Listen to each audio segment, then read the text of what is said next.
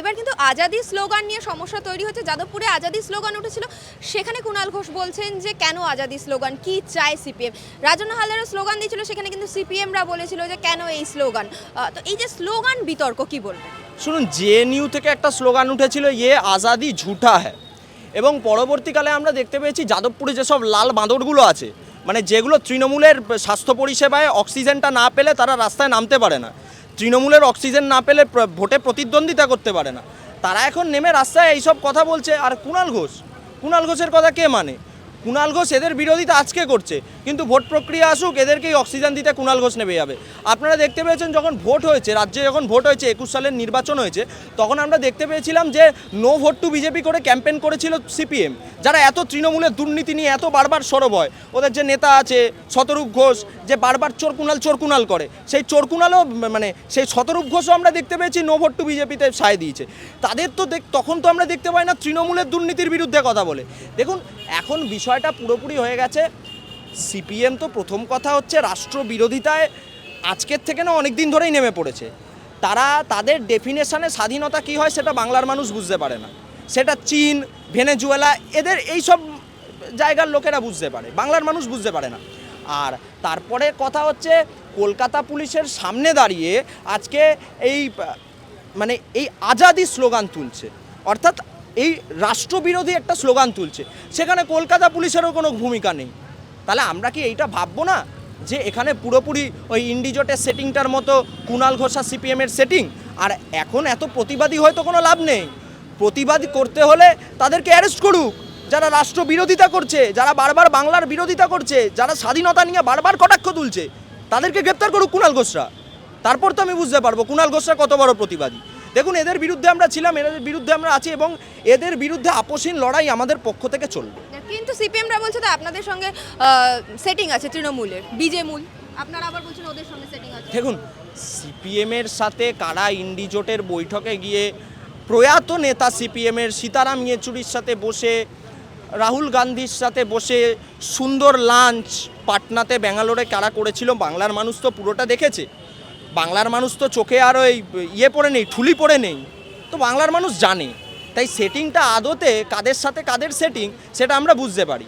ওই আপনার মনে আছে সাদ্দাম মান্নান প্রসঙ্গটা? ওই একদম সাদ্দাম মান্নানের মতো, একদম সাদ্দাম মান্নান মডেলে বাংলা চলছে এখন। সেখানে কিন্তু আজকে সুপ্রিম কোর্টের শুনানি ছিল, আজকেই কিন্তু মানববন্ধন করলো তৃণমূল সরকার। কি বলবেন বিচারের দাবিতে? তৃণমূল সরকার মানববন্ধন করছে?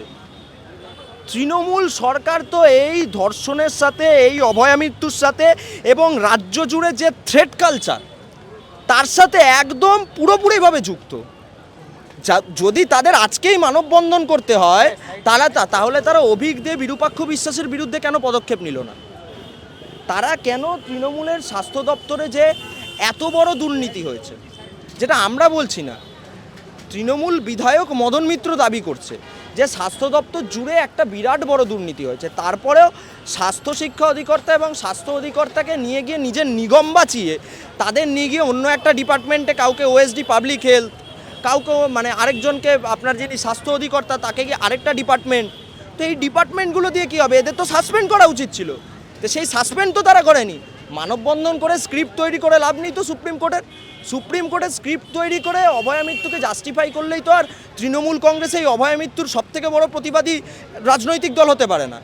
বাংলার মানুষ জানে কারা এর সাথে যুক্ত, কারা এই ঘটনার সাথে যুক্ত, সঠিক সময় বাংলার মানুষ এর উত্তর দিয়ে দেবে। তৃণমূলের বিধায়ক মানগোবিন্দবাবু বলছেন যে অনুদানের টাকা নিলে সেই পুজো মণ্ডপে মুখ্যমন্ত্রী মমতা বন্দ্যোপাধ্যায় ছবি রাখতে হবে। না দেখুন, মুখ্যমন্ত্রী মমতা বন্দ্যোপাধ্যায় না, অলরেডি সায়নী ঘোষ তো নিজের মুখের দুর্গাপুজো করা শুরু করে দিয়েছে। এবার অভয়া মেরে, মানে একটা অভয়াকে খুন এবং ধর্ষণ করে যদি মুখ্যমন্ত্রীরা এখন মনে করে যে আমার দলের কিছু বিধায়িকার ছবি লাগিয়ে পুজো করলেই একদম মানে বাংলার মানুষ সুবিচার পেয়ে যাবে, অভয়া সুবিচার পেয়ে যাবে, তাহলে এটা তো ভাবা অনেকটা ভুল, আর এটা ভাবা উচিতও নয়। আর তার থেকেও বড় কথা হচ্ছে, দেখুন মুখ্যমন্ত্রী এই মুহূর্তে পুরোপুরি পুজোটাকে এখন মানে নিজস্ব একটা ব্যবসায় পরিণত করেছে। মুখ্যমন্ত্রী এখন রাজ্যের শাসক দল দ্বারা পরিচালিত এই সরকারের দ্বারা মুখ্যমন্ত্রী এখন পুজোটাকে একটা ব্যবসায় পরিণত করেছে, তো স্বাভাবিকভাবে তাই এটা মুখ্যমন্ত্রীর মনে হয়েছে। আবার কি এতে বলার কি আছে, নতুন করে বলার তো কিছু নেই এখানে। সায়নী ঘোষের প্রসঙ্গটা আপনি তুলেন, সায়নী ঘোষ তো শিল্পী, তিনি তার অভিনয়ের দিকে তো একটা পুজো মণ্ডপের পোস্টারের মুখ হতেই পারে, সেক্ষেত্রে সমস্যা কোথায়? না না, আমি একদম সহমত, সমস্যা কোথায়? কিন্তু আমার কথা হচ্ছে আজকে রাজ্যে একটা অভয়া খুন হবে, রাজ্যে একটা অভয়া ধর্ষণ হবে, সেখানে শাসক দল প্রত্যক্ষ এবং পরোক্ষভাবে সেই প্রমাণ লোপাটের সাথে জড়িত থাকবে, এবং তারপরে তারা এইসব মুখ নিয়ে এবং এখন দেখুন, আমার কথা হচ্ছে দুর্গাপুজোয় দুর্গা প্রতিমার মুখ থাকা উচিত। আমরা কি জানি, আমরা শারদীয়ায় অশুভ শক্তির বিনাশে শুভ শক্তির সূচনা হয়, সেখানে যদি অশুভ শক্তির মুখই লাগিয়ে দেওয়া হয়, সায়নী ঘোষ এখন নিজে মনে করে যে আমার মুখ দিয়ে এখন দুর্গা ঠাকুর হবে, তাহলে আর অশুভ শক্তির বিনাশ কোথায় হলো? দেখুন, পুজোটা একটা শুভ উৎসবকে বারবার অশুভ শক্তির প্রক্রিয়াকরণ চালিয়েছে রাজ্য সরকার, এবং যেটা বারবার প্রকাশ।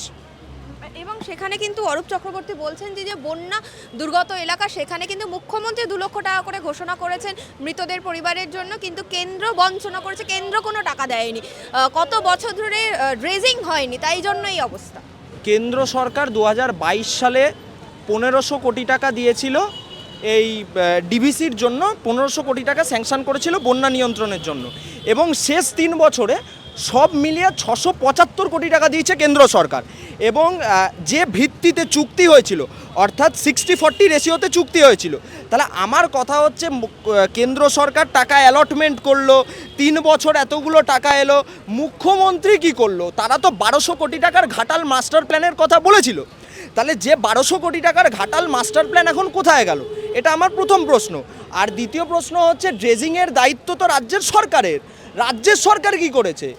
10টা নদী সম্মিলিত এমব্যাঙ্কমেন্টের একটা ড্রেজিং হওয়ার কথা ছিল, কিন্তু সেটা হলো কোথায়? আমরা তো কিছু, রাজ্য সরকারের তো কোনো সদিচ্ছা দেখতে পাচ্ছি না, রাজ্য সরকারের পক্ষ থেকে তো কোনো সদর্থক ভূমিকা দেখতে পাচ্ছি না, সবটাই কেন্দ্র করবে। আর দেখুন, বিষয়টা এখন হয়ে গেছে কি জানেন তো, বিষয়টা এখন যদি বন্যা হয় বা রাজ্যে যদি কোনো প্রাকৃতিক দুর্যোগ নেমে আসে, তাহলে রাজ্য সরকারের একটু সুবিধা হয়, তার কারণ কেন্দ্রর পাঠানো টাকায় তারা তো দুর্নীতিটা খুব ভালো করে বিস্তার করতে পারে। আর বারবার দেখতে পেয়েছেন যে কেন্দ্র টাকা পাঠিয়েছে, রাজ্য সরকার কিভাবে সেই টাকা নিয়ে বারবার আর্থিক তছরূপে জড়িয়েছে। তাই দেখুন, বন্যা, প্রাকৃতিক দুর্যোগ এগুলো যদি হয়, এগুলো মুখ্যমন্ত্রীর একটু সুবিধা হয়, এবং তৃণমূল দলটা তো আর রাজনৈতিক দল না, ওটা তোলাতন্ত্রের দল, তাই তোলাবাজ নেতাদের এইখান থেকে কিছু পয়সা ঝাড়ার সুবিধা হয়।